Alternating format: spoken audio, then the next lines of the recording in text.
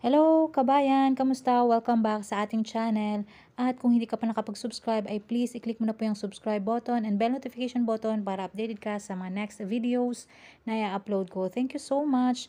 And for this video ay gusto kong i-share sa inyo yung ibang mga feedback from our viewers, sa ating mga followers na nag-comment sa ating previous video.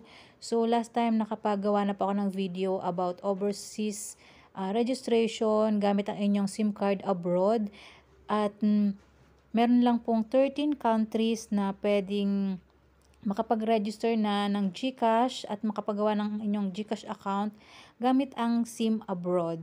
Pero meron po tayong ibang mga kababayan na nakapag-comment at nakapag-feedback gamit itong international SIM card nila. So, ito po yung isa sa mga nag-feedback, nag-comment doon sa ating previous video. So, sabi niya wala daw siyang na-receive na OTP at hindi niya makuha yung fund.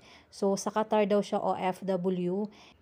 At ayan, sabi pa niya ay nagawa na siya ng ticket at email para makontak si GCash.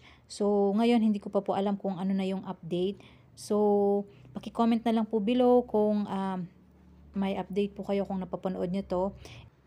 And another kababayan natin na nag-comment, so gumawa na rin daw siya ng GCash pero hindi daw siya pwedeng makapag-transfer from BPI to GCash.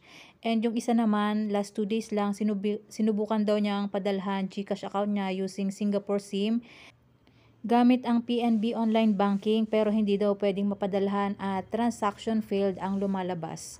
So ayan po yung ibang mga feedback natin from our viewers. So kung meron po kayong feedback at nakapag-register na po kayo gamit ang inyong international SIM, ay please comment naman below kung ano po yung experience nyo dito sa GCash.